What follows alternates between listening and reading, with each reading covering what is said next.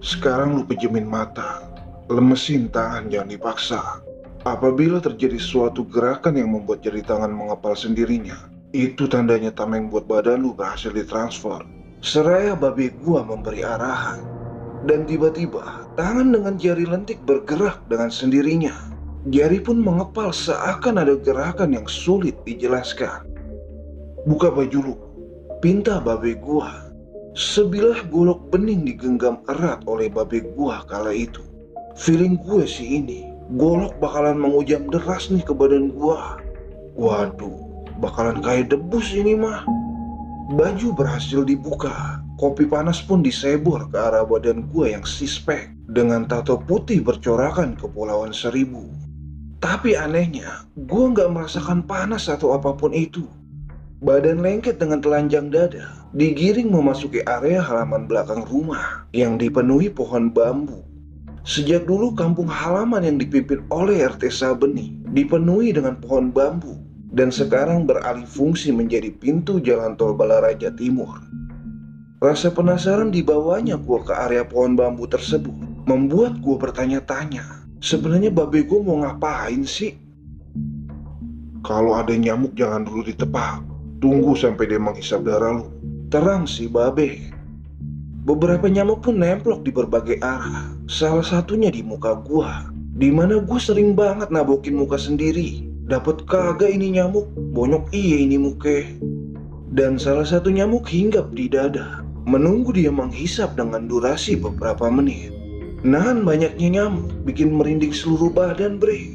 Si nyamuk pun masih anteng mencumbu badan yang telanjang dada. Dan tiba-tiba, geplak! Si nyamuk pun tewas tanpa adanya darah, tanda kematiannya. Padahal mah, si nyamuk itu sudah terlalu lama hinggap di badan. Kok bisa sih dia mati nggak berdarah? Pikir kebingungan gua waktu itu. Gue yakin nih babe gue mentransfer obat nyamuk. Harapan gue kan kebal terhadap senjata tajam, bukan terhadap nyamuk. Kalau begini ceritanya mah, pakai sopel aja badan gue. Nggak mesti repot-repot ditransfer tameng buat badan. Namun ucapan babe gue membuat gue sadar. Menurutnya, kebal terhadap senjata tajam udah banyak di mari. Tapi kebal terhadap nyamuk, suatu keberuntungan. Karena bisa menghindari penyakit malaria.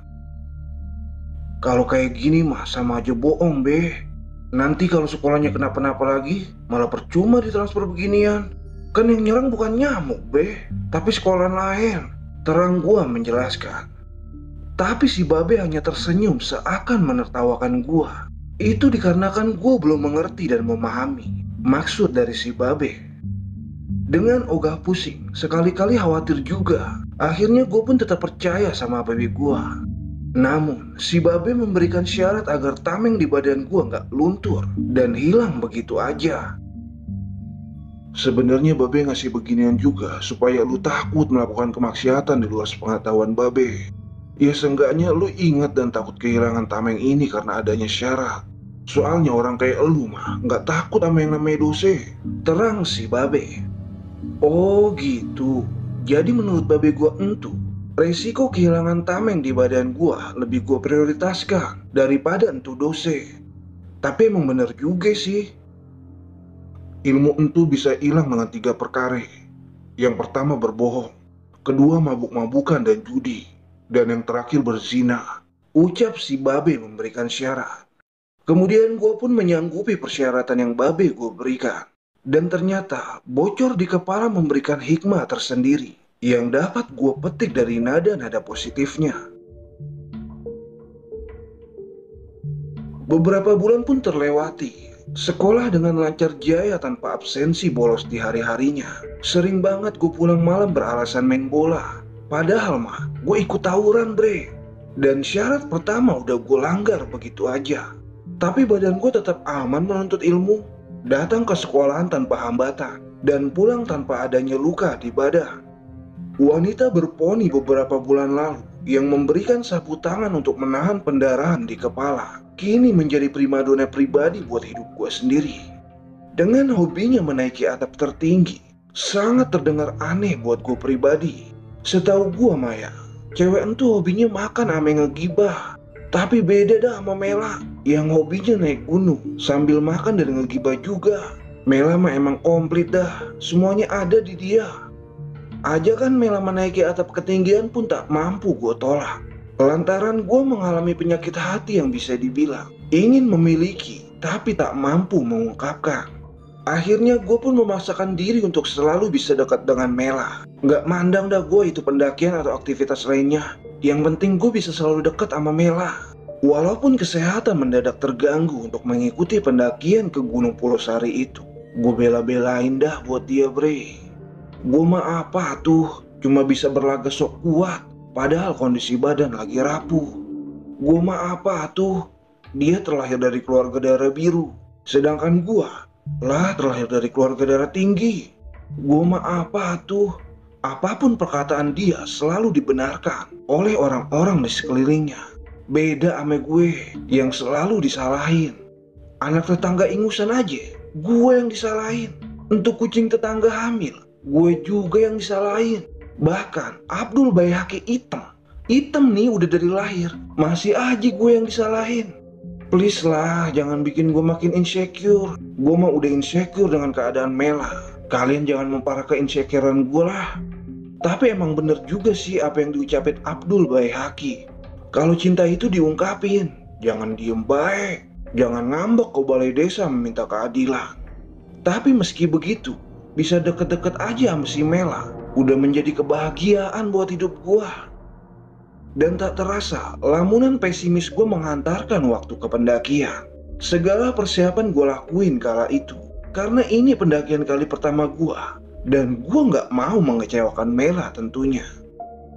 Selain membawa perlengkapan pendakian yang Mela pinjamkan pekan lalu, gue juga membawa sebotol mini parfum misik kepunyaan babe gue. Lantaran gue bingung harus membawa parfum yang mana. Sedangkan gue gak punya satu parfum pun di rumah. Ya selain minyak misik entu kepunyaan babe gua. Hari yang dinanti pun telah tiba. Hari libur sekolah menjadi pilihan waktu pemberangkatan gua dan Mela ke Gunung Pulau Sari.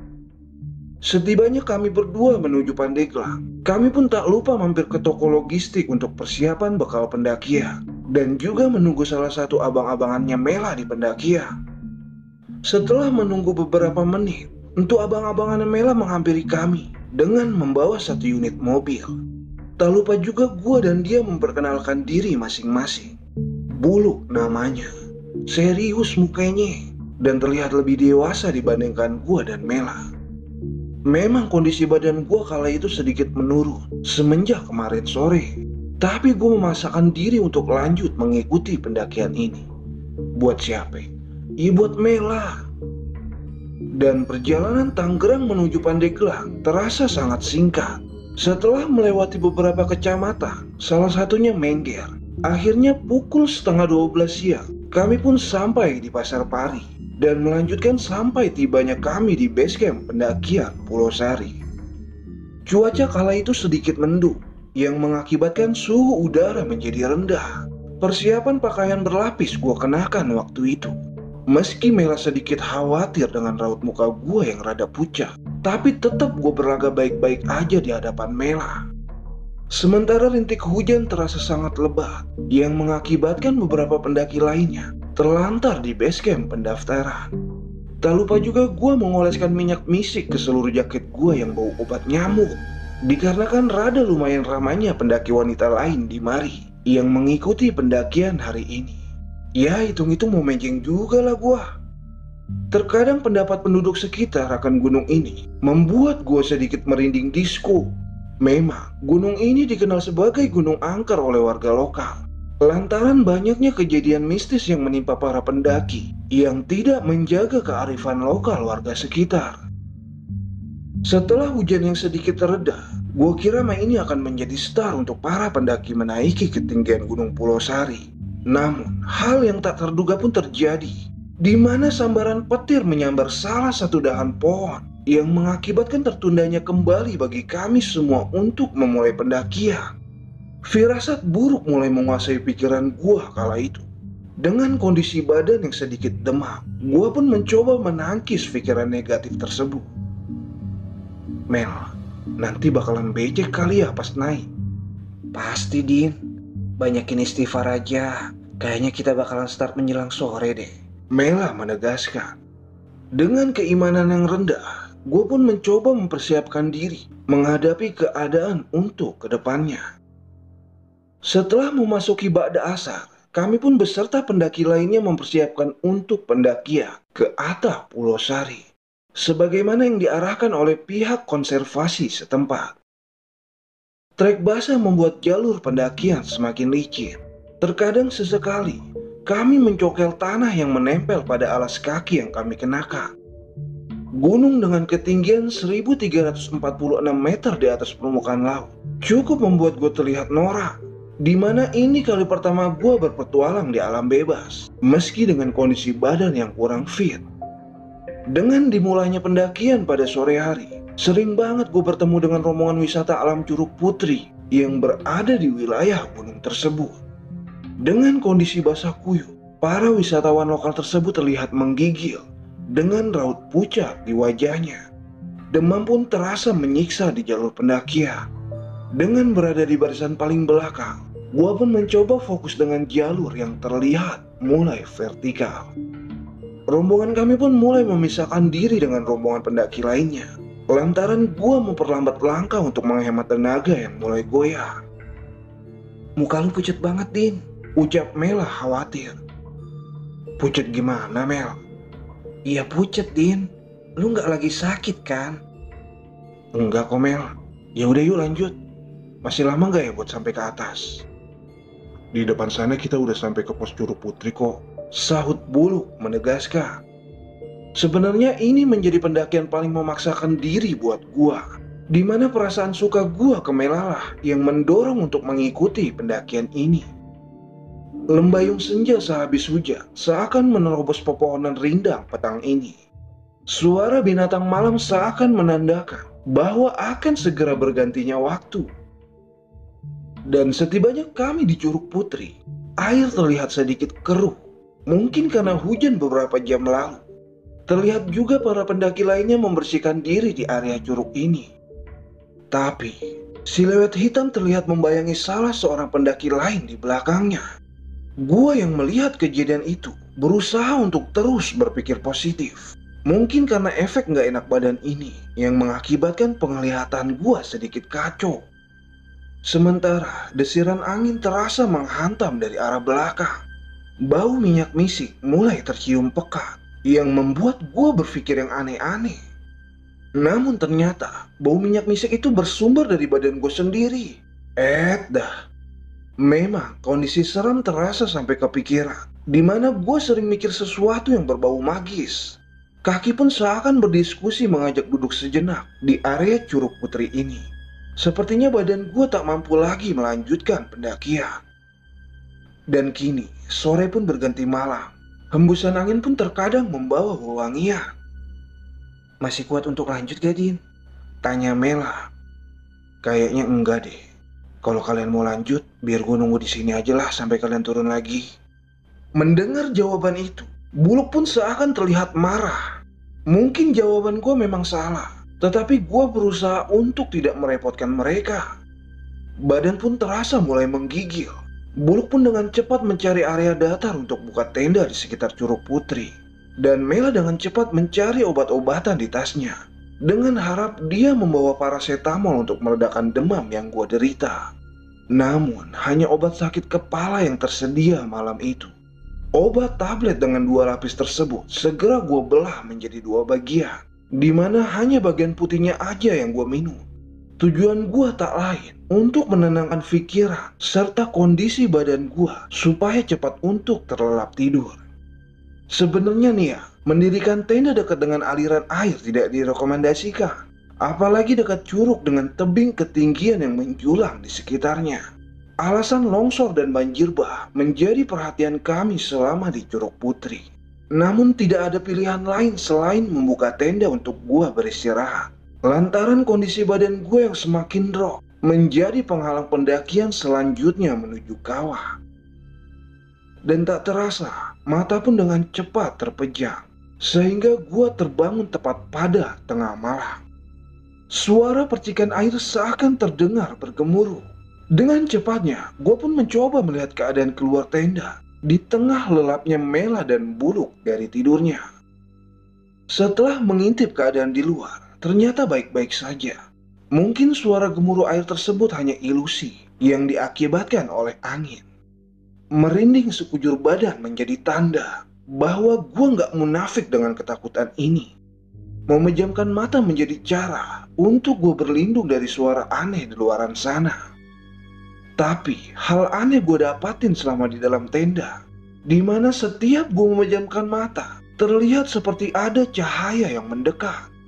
Namun setelah gue membuka mata kembali, justru cahaya tersebut seakan tak nampak dalam penglihatan gue.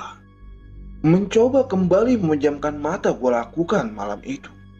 Tapi cahaya dengan intensitas besar terasa menyilaukan mata yang sedang gue pejamkan. Dan setelah mencoba kembali membuka mata, cahaya tersebut memang tidak ada di sekitar gue dan lainnya. Pikiran negatif pun dengan cepat gue tepis dengan zikir. Namun, perasaan untuk mencoba memeriksa keluar tenda seakan bergejolak. Gue pikir mungkin cahaya tersebut ulah pendaki yang melewati tenda kami. Dengan sangat perlahan, gue pun membuka bagian tenda untuk memeriksa keadaan di luar. Namun hanya suara percikan air dari Curug Putri yang terdengar menyejukkan jiwa. Saking terpesonanya gue dengan aliran air yang berkilauan oleh cahaya rembulan, tiba-tiba ada sosok wanita mengintip dari balik pohon. Hanya bagian kepala dan rambut terurai saja yang nampak jelas terlihat. Dan segera gue pun menutup kembali bagian tenda tersebut. Sosok itu tak bergaun putih layaknya sosok wanita pada umumnya. Tidak juga terlihat style pakaian dari sosok tersebut, lantaran pohon menghalangi area visual badannya. Bau benda terbakar pun merangsak masuk ke dalam tenda yang tertutup rapat. Seperti bau ban terbakar, layaknya di depan gedung DPR.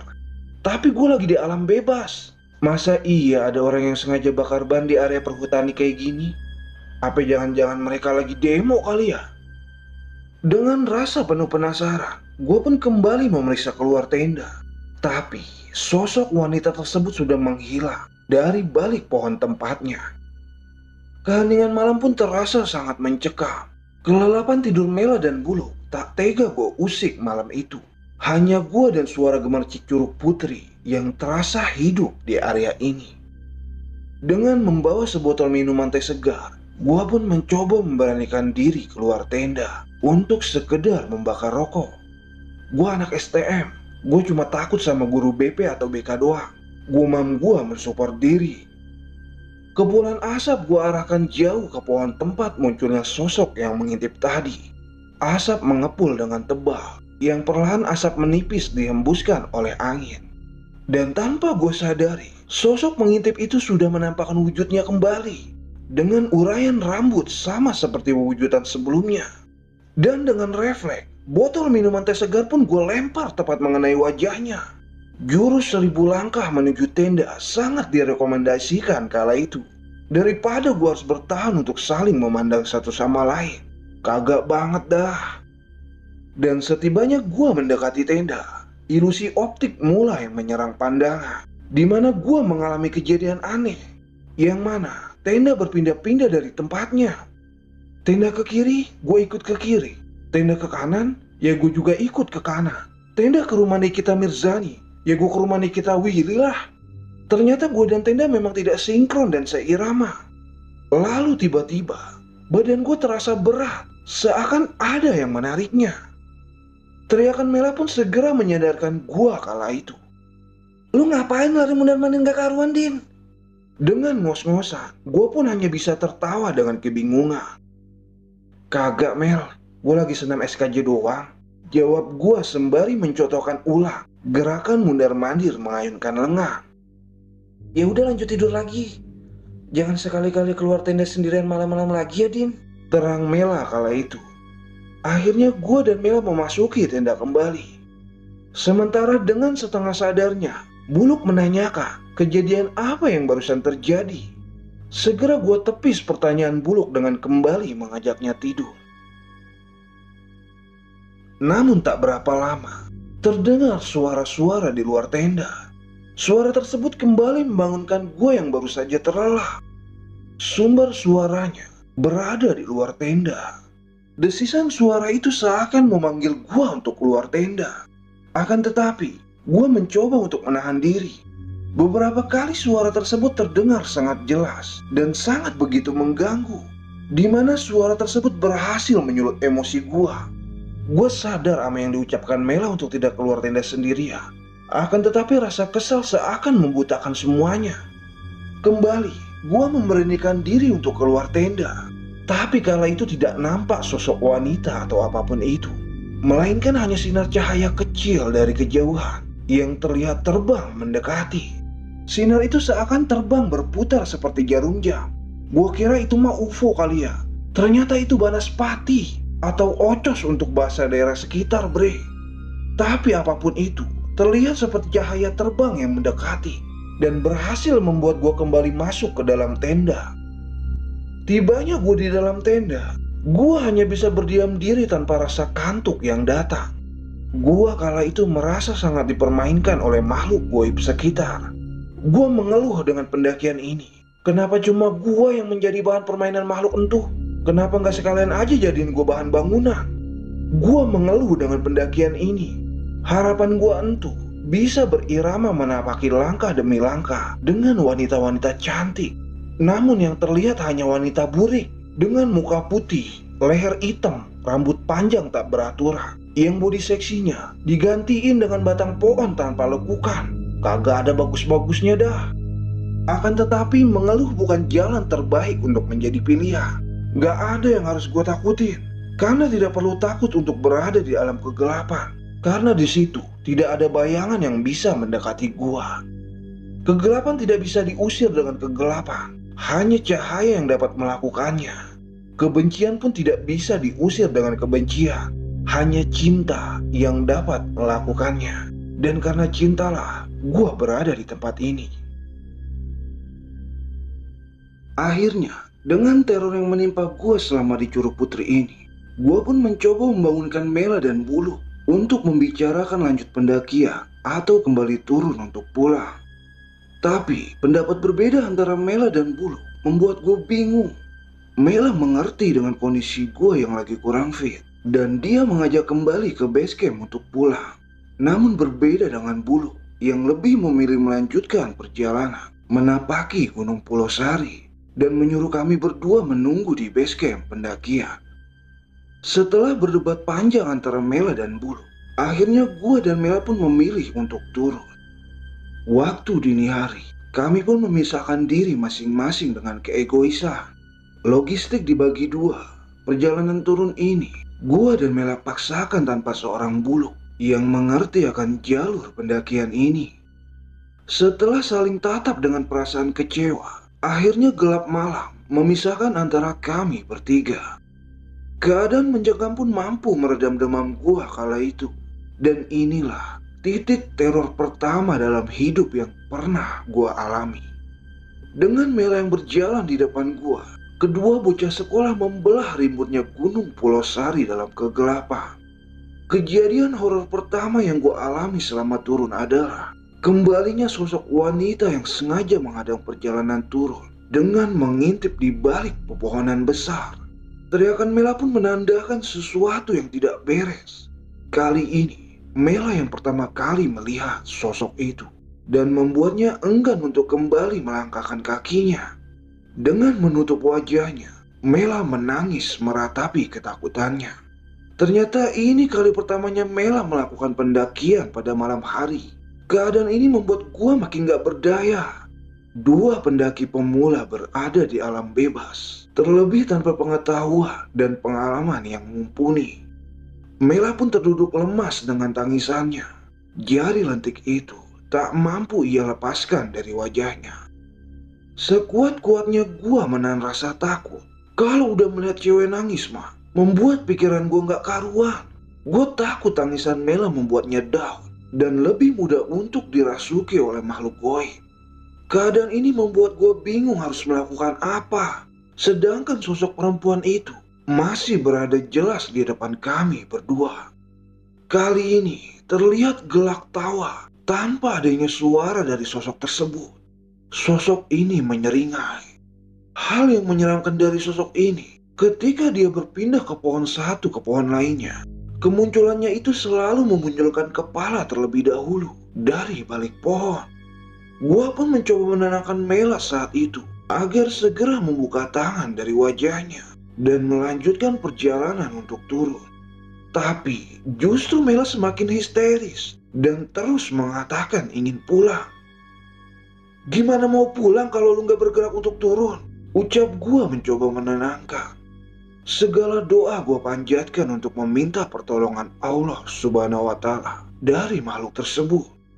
Tapi semakin gua kumat kamit membacakan doa, justru semakin terdengar ramainya suara aneh tanpa wujud di sekeliling kami berdua. Siluet hitam pun bergerak dengan cepat mengelilingi gua dan Mela. Suara anak kecil terdengar sangat jauh menertawakan kami, yang terkadang suara cekikikan bergantian merangsek masuk dalam pendengaran. Dan akhirnya gua pun memaksa Mela untuk berdiri. Dengan tangan masih menutup wajahnya, Mela pun mulai berjalan di belakang gua. Dengan raut wajah seakan menertawakan, tiba-tiba sosok tersebut pun hilang dari pandangan. Udah hilang, Mel. Jangan bercanda, Idin. Tapi ketika gue meyakinkan Mela di belakang, ternyata sosok tersebut sudah berada jelas di belakang kami berdua. Sosok wanita cantik dengan aksesoris selendang menggumpai ke arah gua tanpa sepengetahuan Mela. Secakep-cakepnya tuh perempuan, kalau demit mah ogah gua. Gumam gua sembari menyeret tangan Mela keluar dari hutan ini. Gue takut banget, Din. Jangan takut, Mel. Kalau lu takut, nanti yang beraniin gue siapa? Dengan perlahan, gue pun bergerak dengan mata jelalatan ke berbagai arah. Ketakutan seakan membodohkan perilaku gue saat itu. Harus dengan pikiran apa agar nyali bisa kembali. Mel, keluarin roti sama air mineral dari tas lu. Cepat. Buat apa, Din? Gue mau ritual dulu, supaya langkah kita bisa lebih cepat lagi keluar dari gunung ini. Dan dengan segera, Mela pun mengeluarkan logistik dari tasnya.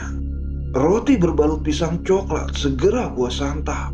Lantaran sejak sore, perut gua belum terisi nasi atau makanan berat apapun. Sambil berjalan mengendap, gua pun makan itu roti secara perlahan. Meski ini roti bau minyak penghangat tubuh, tetap aja dah gua lahap. Roti satu pun tidak cukup untuk mengganjal perut. Gua pun meminta kembali Mela untuk mengeluarkan roti dalam tasnya. Harapan gua kala itu, gangguan tidak datang menghampiri kami lagi. Akan tetapi, ketika Mela memberikan sebuah roti ke gua, tiba-tiba senter mati begitu aja, di mana keadaan menjadi gelap gulita. Mela pun dengan erat memegang tangan gua di tengah kegelapan. Dengan cepatnya, gua pun memeriksa senter tersebut, sembari menggigit roti yang masih terbungkus. Lama banget sih, lu kan anak STM, Din. Masa benerin senter aja nggak bisa? Ucap Mela yang tidak terlihat batang hidungnya. Jangan bawa-bawa sekolah Anda.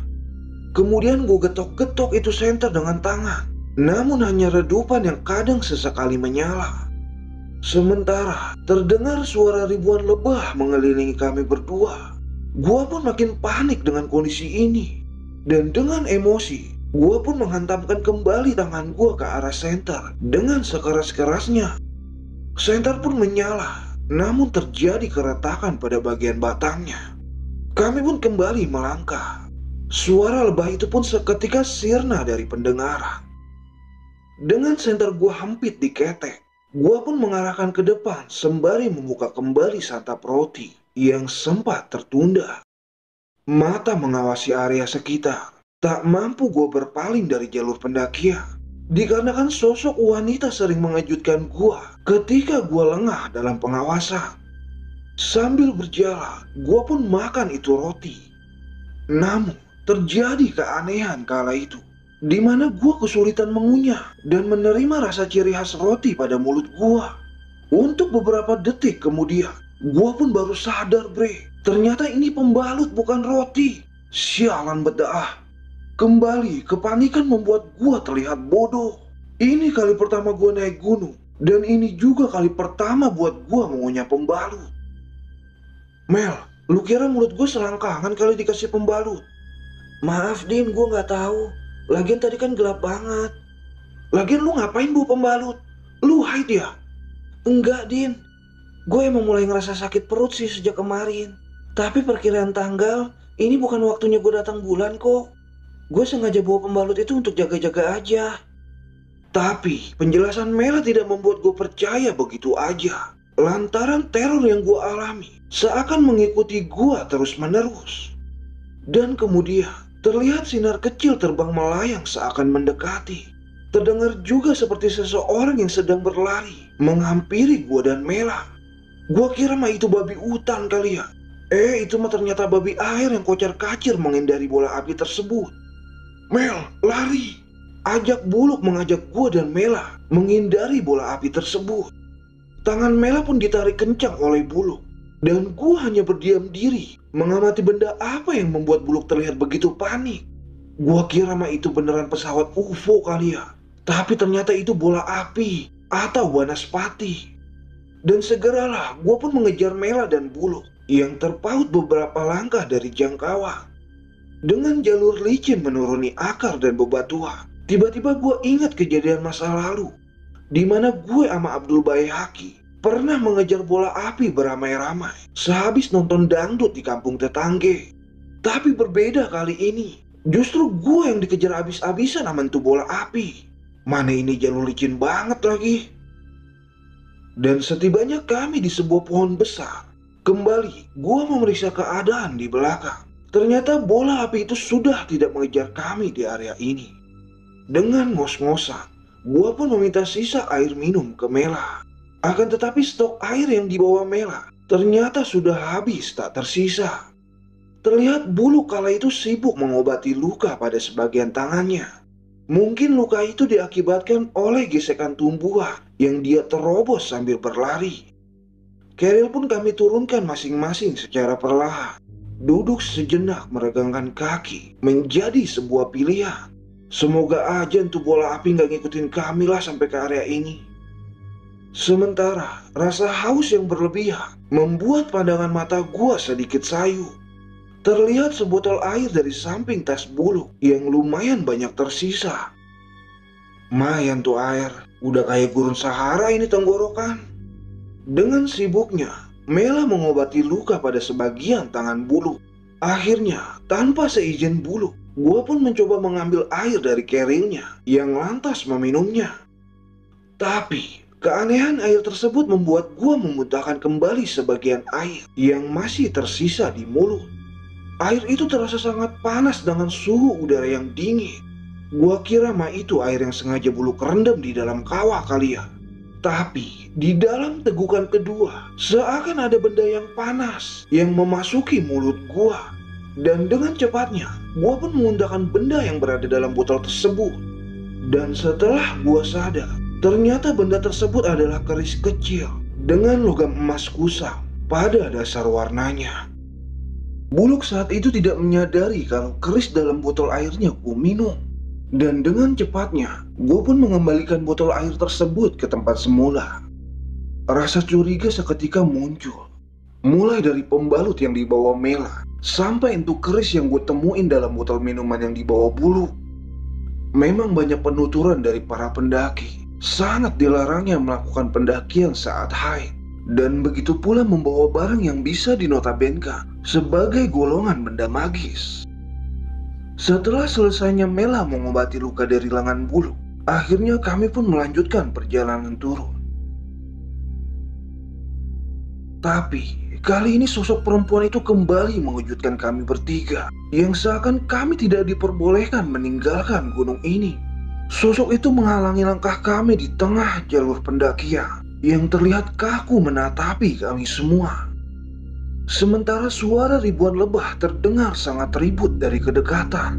Tapi tidak ada bentuk lebah satupun yang kami lihat. Mungkin sosok itu orang tua Haji kali ya. Si lebah yang sedang mencari ibunya. Di malam yang sangat dingin, Mela teringat mama. Kemudian Hembusan nafas terasa menyentuh pipi gua dari arah belakang, dimana ini membuat gua merinding banget, bre. Sebenarnya sosok itu selalu menjaga jarak, dan ini bukan kali pertamanya gua bertatap muka dengan sosok tersebut di gunung ini. Akan tetapi berbeda dengan Buluk yang terlihat tidak bisa menenangkan dirinya. Dan dengan cepatnya, ia pun mengeluarkan keris itu, lalu mengarahkan benda tersebut ke arah sosok wanita yang menghalangi langkah kami di perjalanan turun ini. Tapi, sosok wanita tersebut hanya menyeringai, lalu mencuat ke atas, kemudian menghilang begitu saja. Bisa begitu ya hilangnya? Tanya gua pada mereka berdua. Sebenarnya ya, gua kurang menyukai sama yang namanya benda pusaka, lantaran benda tersebut sangat kental dengan sosok magis. Dan di gunung inilah tempatnya sosok magis pada Kopdar. Namun si Mela merasakan sakit pada perutnya. Wajahnya terlihat pucat seperti ada ketakutan tersendiri yang kala itu ia rasakan. Kemudian Buluk pun segera memeriksa keadaan Mela pada waktu itu. Sehabis Buluk mengeluarkan keris mininya, memang kondisi terlihat aman kali ini. Namun bau busuk seakan tercium dari arah belakang gua. Dengan kondisi Mela yang sedang diperiksa oleh Buluk, segeralah gua memeriksa keadaan belakang dan sekitarnya. Tapi tidak terlihat sosok apapun di belakang sana. Namun bau busuk itu seakan tercium sangat pekat. Gua pun hanya bisa kebingungan dengan mencium aroma badan gua sendiri. Namun sehabis gua menyentuh pipi gua sendiri, ternyata itu bau busuk bersumber tepat di bagian belakang tubuh gua. Apa jangan-jangan nafas yang terasa di pipi tadi ya? Pikir gua dengan merinding hebat. Dan seketika, gua pun langsung mengambil minyak misik yang berada pada tas selempang yang gua kenakan. Dengan badan merinding hebat, gua olesin tuh minyak tersebut di telapak tangan. Kemudian mengusap ke seluruh badan yang tercium bau busuk tersebut. Bau minyak misik seakan bercampur padu dengan bau busuk. Itu membuat gua tidak nyaman dengan aromanya. Dan setelah Buluk memeriksa keadaan Mela, nggak sengaja gue mendengar pertanyaan Buluk tentang kapan datang waktunya head Mela. Dan dengan cepatnya, Mela pun mengubris pertanyaan tersebut. Dalihnya sekitar semingguan lagi datang bulannya. Tapi yang namanya head bisa maju bisa juga mundur, bang. Ucap Mela meyakinkan gue dan Buluk. Iya, gue tahu. Tapi yang gue takutin itu waktunya maju doang, Mel. Terang Buluk yang terlihat panik. Ya udahlah, daripada kita berdebat, mending kita segera turun dari gunung ini. Gue juga takut kalau Melahet di sini doang. Kami merasakan ketakutan yang sama, dan dengan cepatnya kami pun bergerak menuruni gunung ini. Setelah kami melewati beberapa pohon besar, dengan posisi gua di barisan paling belakang, kaget sengaja bre, gua menoleh ke arah kanan jalur pendakian. Dan sosok pocong berdiri tegak membelakangi Mela dan Buluk tanpa mereka menyadarinya. Akan tetapi berbeda dengan gua yang menyadari sosok tersebut. Gua kira mah ilusi optik yang diakibatkan oleh pepohonan. Tapi ternyata itu beneran pocong bre, dengan ketinggian lebih dari 170 cm. Dan bodohnya gua sodok-sodok tuh makhluk tersebut yang menyelinap di rerumputan yang tinggi. Wujudnya terlihat seperti batang pohon yang sudah lama mati. Ternyata bukan cuma bunglon doang yang bisa berkamuflase. Pocong juga bisa kamuflase dengan keadaan sekitar. Dengan seriusnya, gue pun menyodok-nyodok bagian pocong tersebut. Rasa penasaran gue dengan kebenaran sosok pocong tersebut membuat gue terlalu lama di jalur pendakian ini. Sehingga gue gak sadar kalau Mela dan Buluk sudah beranjak lumayan jauh dengan gue.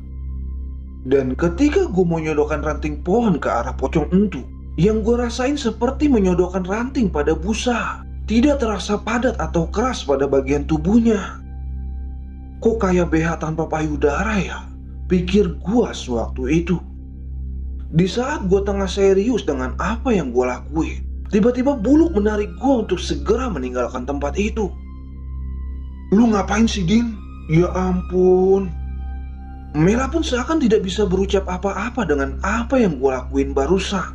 Pikir Mela gue udah gila kali ya. Memang, gue cuma penasaran dan hanya ingin membuktikan apakah itu sosok pocong asli atau hanya potong pohon tua yang sudah lama mati.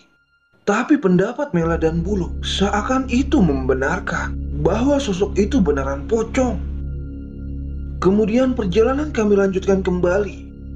Dedaunan yang basah menandakan pagi akan segera datang. Burung berkicau dengan indahnya. Mentari pagi mulai menerangi sebagian langit yang gelap.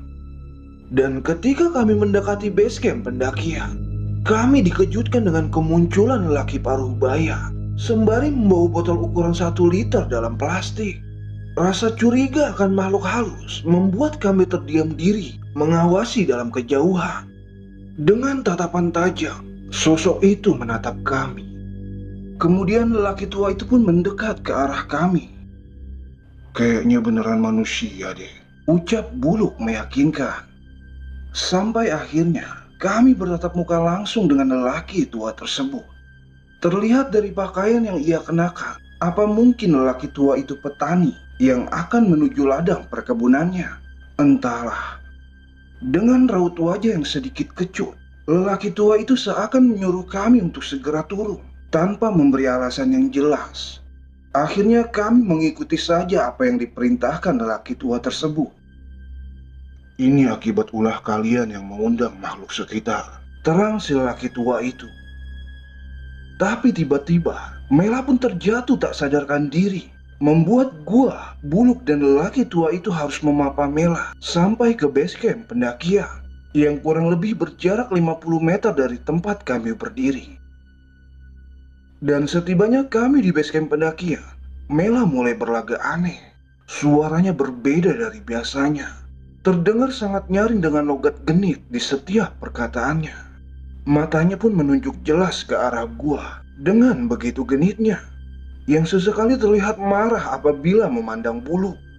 Dan seketika Mela pun berucap tentang karakter gua dan Buluk. Dia seakan membaca karakter kami berdua. Terdapat pula ucapan Mela yang tak sadarkan diri yang membuat gua merinding hebat. Saya menyukaimu. Tinggallah di sini bersamaku. Tapi jika kamu menolak, saya tidak segan-segan akan membuatmu tidak disukai oleh lawan jenis sebangsamu. Karena kondisi Mela yang kerasukan, akhirnya pihak konservasi dan warga sekitar membawa Mela ke salah satu rumah penduduk sekitar.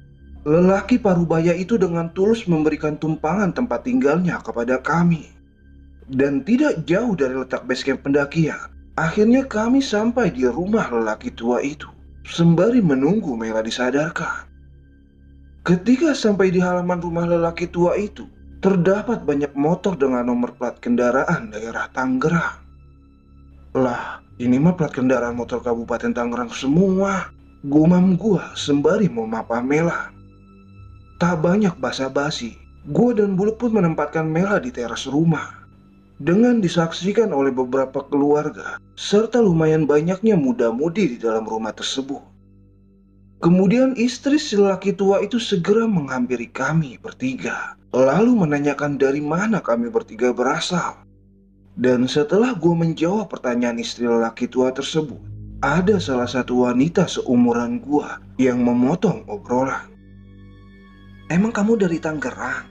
Tanya salah satu wanita muda itu. Namanya Mega. Iya, kami dari Tangerang Balaraja. Gue juga dari Balaraja, jawab Mega dengan kagetnya.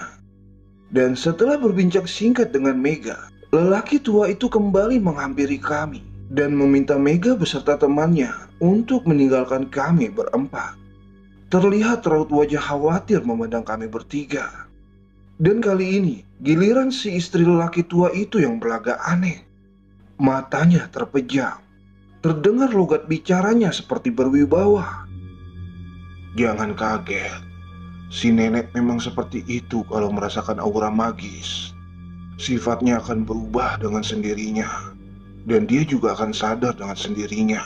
Terang si lelaki tua menenangkan gua dan Buluk. Si nenek lagi kerasukan ya pak? Bisa dibilang seperti itu. Tapi dia memang menggunakan badannya sebagai wadah karuhun untuk membantu mengobati warga sekitar. Dan ternyata mereka itu pasangan suami istri yang mempunyai ilmu supranatural untuk mengobati penyakit di luar medis. Dan dari sini jugalah gua mengenal Mega sebagaimana cikal bakal keluarga BTS. Dengan memejamkan mata, si nenek tua itu berucap lembut, seakan menasehati gua dan Bulu. Kalau mau main ke sini, jangan bawa benda yang membuat kamu percaya akan kekuatan benda itu. Percayakanlah semuanya pada Gusti Allah Subhanahu wa Ta'ala. Karena pertolongan darinya lah kalian bisa sampai di sini. Benda tersebut bisa mengundang makhluk astral yang menyukainya dan membawa malapetaka bagi mereka yang tidak menyukainya. Gue yakin nih, yang ngomong bukan jati diri asli nenek tua itu. Pikir gue waktu itu. Nenek tua itu seakan mengetahui benda kepunyaan si Bulu, sedangkan kami menyembunyikan kebenaran darinya. Lalu tiba-tiba, si nenek menoleh ke arah gua dengan memejamkan matanya. Banyak yang ia bongkar dari diri gua di hadapan si Bulu dan juga lelaki tua itu. Intinya mah gue takut si nenek membongkar perasaan gua ke Mela. Udah kayak acara reality show dah di TV-TV. Bukan hanya manusia yang tertarik dengan aroma tubuh seseorang, tetapi percaya atau tidak, bangsa jin juga sangat memperhatikan aroma tubuh seseorang.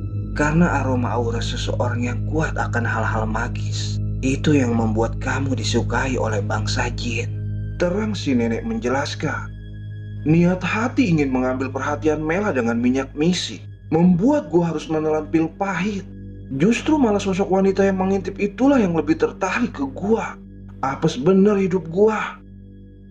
Di diri kamu bukan hanya ada kamu saja, tetapi terdapat dirimu juga yang lain di tubuhmu, nak. Ucap kembali si nenek tua tersebut. Udah kayak Mama Loren aja dah pokoknya. Bukan hanya ucapannya baik, tapi usianya juga. Sumpah, sebenarnya gue kurang paham dengan ucapan si nenek tentang diri lain di dalam badan gue. Apa mungkin ya yang dimaksud si nenek tua itu Kurama ekor 11? Entahlah. Teman wanita kalian tidak akan sadar apabila kamu tidak mengembalikan apa yang telah kamu bawa dari gunung itu. Terang si nenek tua itu menekan Bulu. Dan semenjak kejadian itu, gue jadi gedek banget sama si Bulu. Pikiran gue selalu nyalain dia dah atas kejadian ini semua. Padahal diri gue juga salah sih, tapi gue belaga bego baik.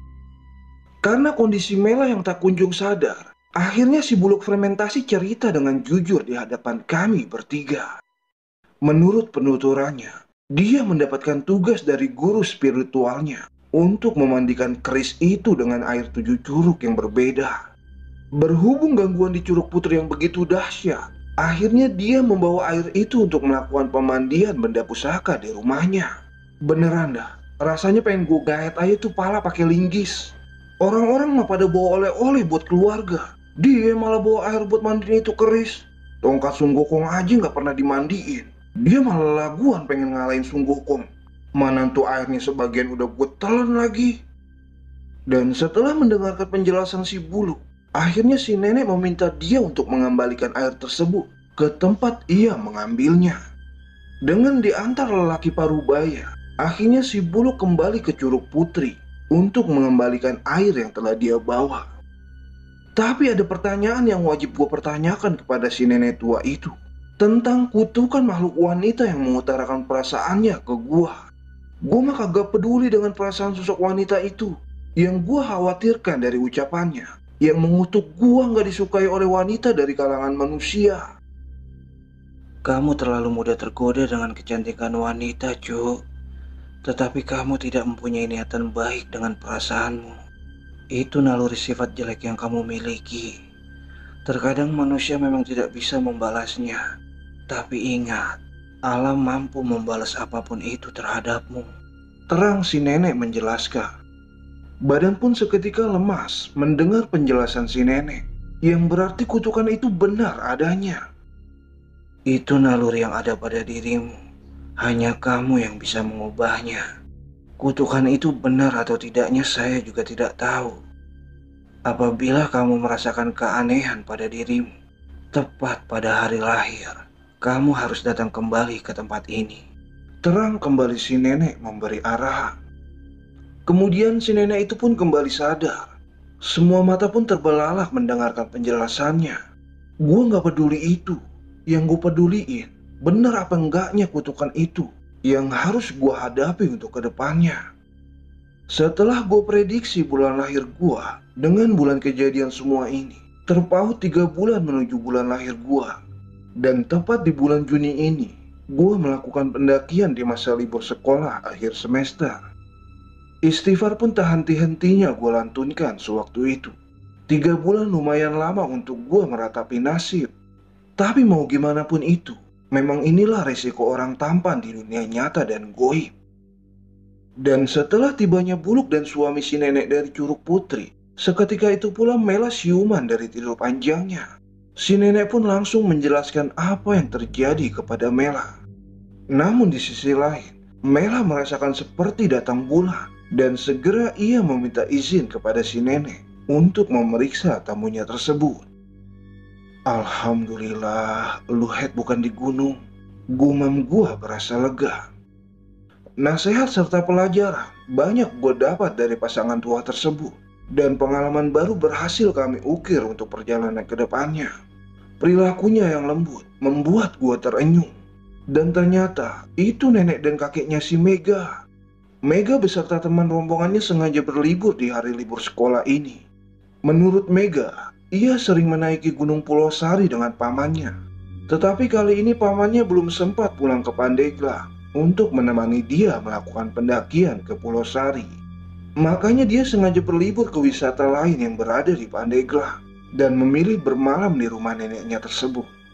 Mega sering melakukan aktivitas pendakian dengan mengajak paman Mega sebagai leadernya. Akan tetapi aktivitas pendakiannya mulai berkurang di saat paman Mega sibuk dengan urusan kerjaan dan ingin melakukan resepsi pernikahan. Dan dari sinilah Mega mengajak gua, Mela serta Buluk untuk melakukan pendakian bersama. Gua yang mengalami kejadian ini sedikit trauma akan pendakian dan meminta kepada si lelaki tua dan istrinya untuk tidak menceritakan kepada Mega dan meminta Mega untuk tidak menceritakan kerasukannya Mela kepada siapapun. Akhirnya dengan sepakat kami membungkam cerita ini bertahun-tahun. Dengan berbisik, gue meminta Mela untuk tidak melakukan pendakian bersama Buluk lagi dan menolak ajakan Mega untuk melakukan pendakian bersama. Dengan raut wajah terheran, Mela menanyakan alasan gue melarang dia. Akan tetapi gue malas berdebat dengan Mela di saat kondisi seperti ini dan memilih untuk bungkam tak menjawab pertanyaannya. Karena Mela yang seakan tak berpihak kepada gue, akhirnya gue memutuskan untuk tidak melakukan pendakian lagi bersama Mela dan Buluk. Singkatnya kami bertiga pun izin pamit untuk kembali pulang ke Tangerang. Ucap santun kami dedikasikan kepada nenek dan kakek Mega yang dengan tulus sudah menolong kami bertiga. Harap-harap cemas mewarnai kepulangan gua ke Tangerang. Dan ketika setengah perjalanan mendekati perbatasan Serang dan Tangerang, Buluk kembali mengajak gua dan Mela untuk melakukan pendakian selanjutnya dan membuat wadah komunitas pendakian. Gua pikir apa yang diinginkan Buluk itu terlalu ambisius. Dia seakan tidak peduli dengan kutukan yang entah benar atau tidaknya terjadi ke gua. Dia tidak menghargai perasaan gua sama sekali. Justru lebih mengajak kembali menaiki atap ketinggian. Nggak ada otaknya emang tuh Buluk. Makin gedek aja gua sama Buluk waktu itu. Ditambah lagi Mela justru menyetujui masukan dari si Buluk dan merekomendasikan supaya Mega direkrut.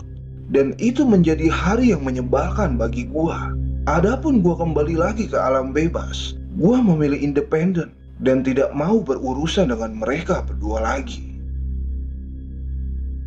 Selang 1 minggu kembalinya gua dari pendakian, rasa gatal mulai menyerang di hampir sekujur badan gua. Tapi hanya muka gua aja yang gak merasakan efek gatal tersebut. Hari pun berganti dengan derita gatal di sekujur badan. Emak gua pun meminta untuk diperiksa secara medis. Namun perubahan pun tak kunjung datang. Hampir setiap habis obat, gua kembali memeriksa kondisi gua secara medis. Mulai dari klinik sampai rumah sakit besar. Akan tetapi harapan kesembuhan tak kunjung datang gua rasakan. Hingga memasuki waktu 2 minggu, keadaan gue semakin memburuk karena gatal yang berlebihan. Tanpa sadar gue garuk sewaktu tidur. Dan itu yang membuat rasa gatal menjadi luka, sehingga timbul nanah pada setiap lukanya. Sekujur badan gue dipenuhi luka yang bernanah. Dan bagian terparah gue rasakan, yaitu meliputi paha sampai ke badan. Babe gue pun seakan mengawasi tanpa memberi solusi untuk penyakit yang gue derita. Semakin hari, luka bercampur nanah sampai menutup lubang urin, di mana gue merasakan kesusahan dan kesakitan di saat buang air kecil. Hampir sebagian pantat gue tertutup oleh luka yang bernanah. Begitu juga dengan selangkangan. Sehingga untuk tidur saja sampai beralaskan karpet tidur bayi, dikarenakan nanah yang selalu mengotori tempat tidur. Memasuki waktu 1 bulan, gue gak mampu mendudukkan badan gue, karena ini luka menyelimuti hampir sebagian pantat gue.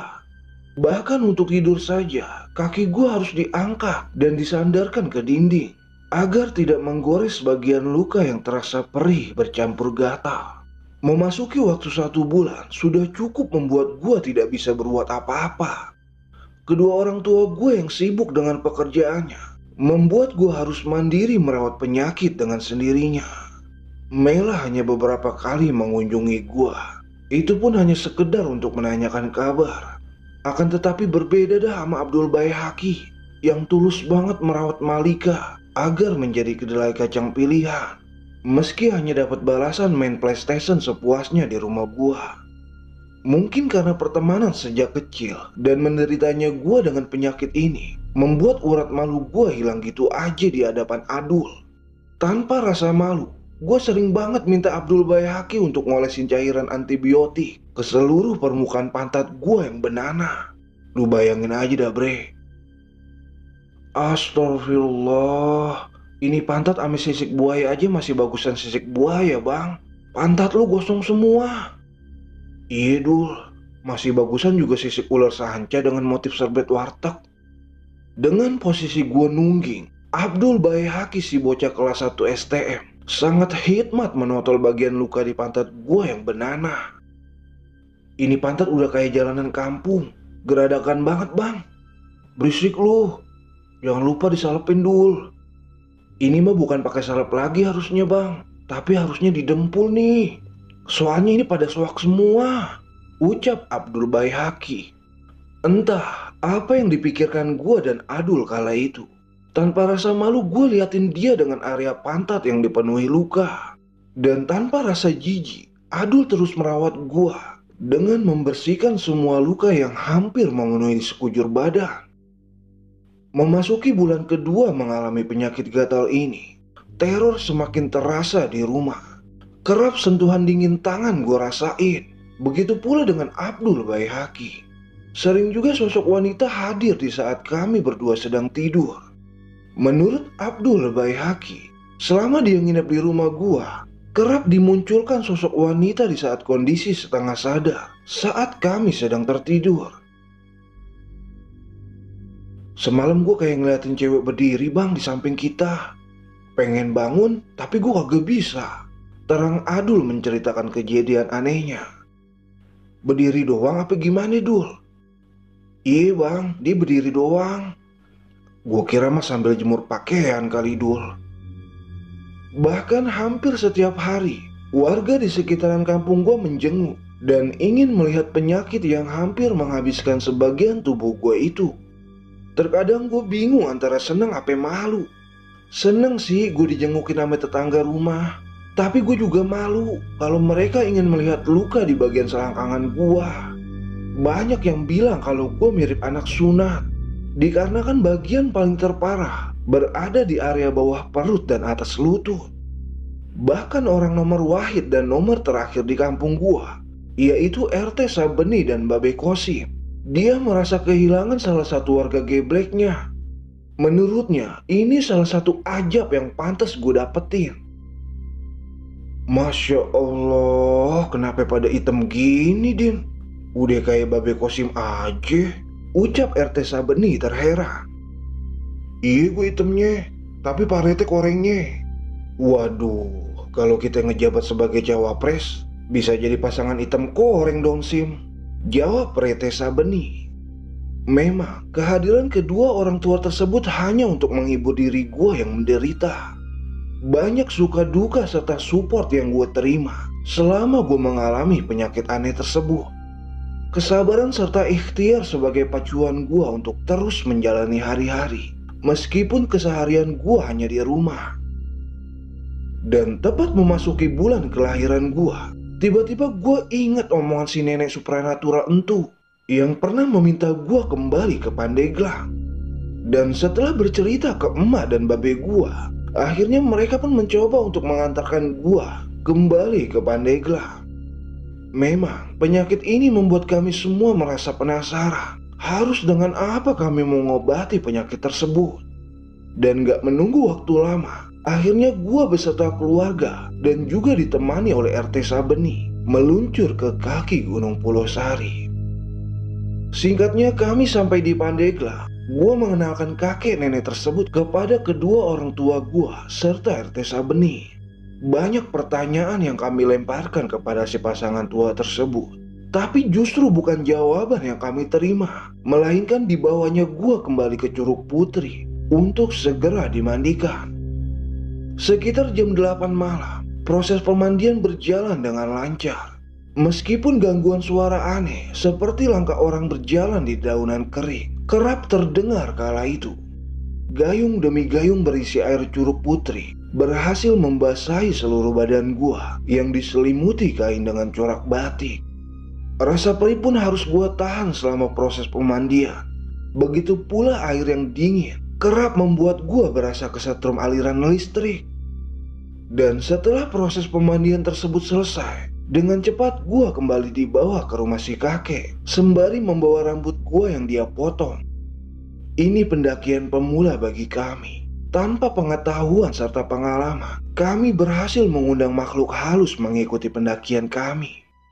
Masing-masing dari kami membawa kesalahannya. Gua yang memakai minyak misik selama pendakian berjalan. Buluk membawa benda pusaka yang dipercayai bisa melindunginya dari sosok goib. Dan Mela mendaki di saat waktu hampir mendekati datang bulannya. Pengalaman adalah nasihat terbaik dan permasalahan adalah guru terbaik.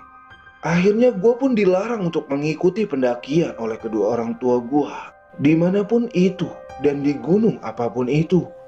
Rasa trauma berkepanjangan membuat gue sulit untuk melupakan kejadian tersebut. Dan setelah gue sembuh dari penyakit yang gue derita, ternyata penderitaan belum pergi begitu saja. Banyak sosok goib yang kerap mengganggu kehidupan gue. Mulai dari sosok hitam besar yang menekan di bagian kepala di saat gue tidur, sampai sosok nenek tua yang sering sekelebatan muncul di hadapan gue. Dan di suatu malam, gue sampai bermimpi bertemu dengan sosok kakek tua berjubah putih.